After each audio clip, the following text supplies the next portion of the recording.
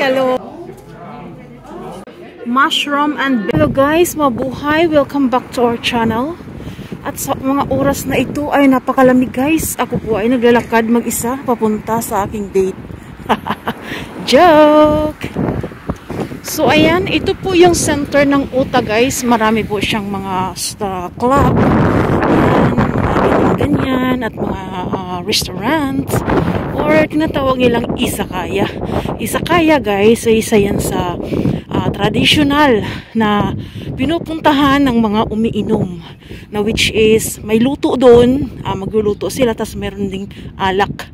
Then yan yung pinaka resting place ng mga Hapon, mababae man o lalaki, pumupunta sa Izakaya. Yan, marami yan dito. So ayan. So ako naman ay papunta ngayon sa aming New Year's party. So ngayon pa lang kami mag New Year's party sa trabaho namin. Exciting kasi this is my second time around to join. Then ang kakaibahan ngayon is ayan, katulad yan, pub yan or ayan, I don't know what is that. Yun, mga pailaw-ilaw dyan. Then may mga katabi dyan na mga pwedeng kainan, ganyan. May mga bilyaran, ganyan. Magiging mabuhay lang ang lugar na ito. Ito yung pinaka-center ng Ota guys. Magkaroon siya ng life kapag ganitong oras na hanggang magdamag. Sa oras ng gabi, ay umaga, tahimik ito dito. As in, parang akala mo hindi siya city. So yan, malapit ito ang trabaho ko. Dito ako tatawid at nandun banda roon ang aming restaurant, Italian restaurant na aming kakainan. Kuha tayo doon ng mga konting tips sa mga foods na i-offer nila.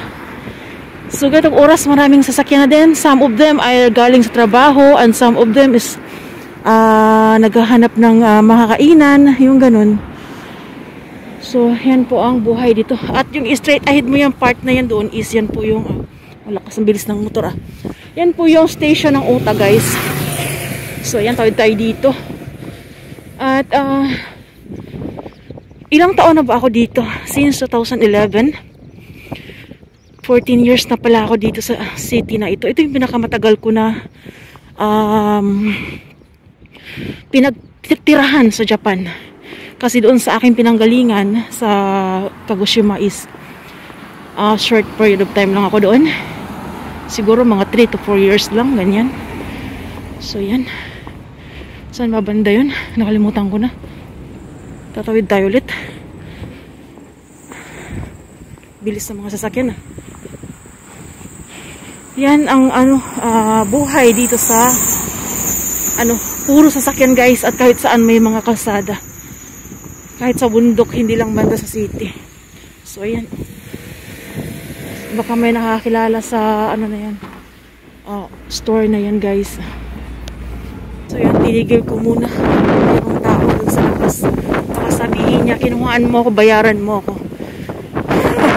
Sorry na, wala akong dalang pera. Ganda lang talaga mayroon ako. Joke.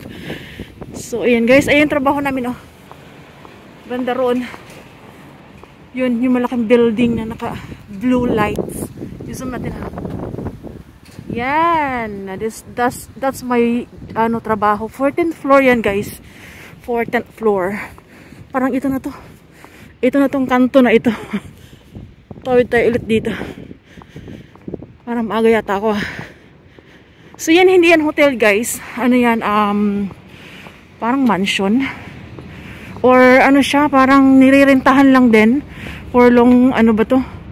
For long, parang wala pang tao.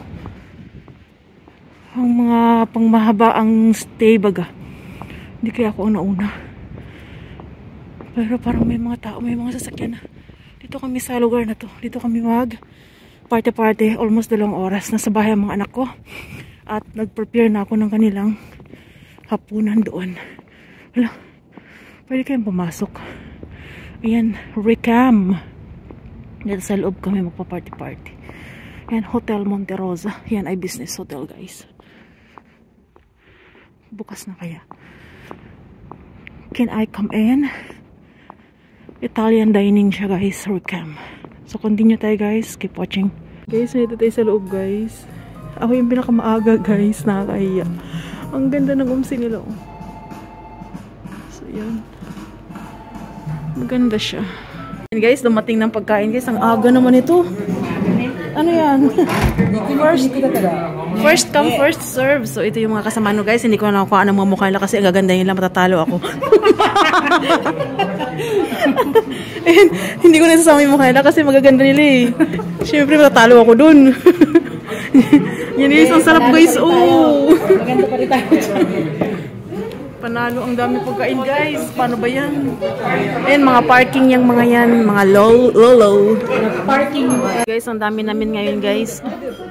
As in. Sana ko na tayo ng isang bote. Kasi pag tapping mas mahal. Hindi natin alam kung paano ang set dito eh. Mushroom and bacon with pan guys. Ang kuripot ng kanilang order dito guys. Mahal dito. Anong pagkain to? What kind of food is this?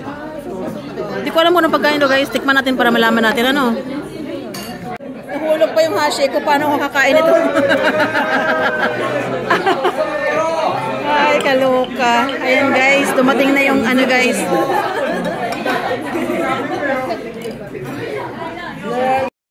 So, ayan guys, hindi ko alam kung bakit walang boses yan. Sobrang nipis ng pizza nila. Tapos, may kamatis na fresh. Kaya sobrang akong nagulat kasi mostly talaga sa na-order ko na margarita is ano siya, tomato paste lang, hindi fresh. So, yun. No choice kundi kumain. So, ayan guys, ito na yung finale guys. Until here guys. So, thanks for watching.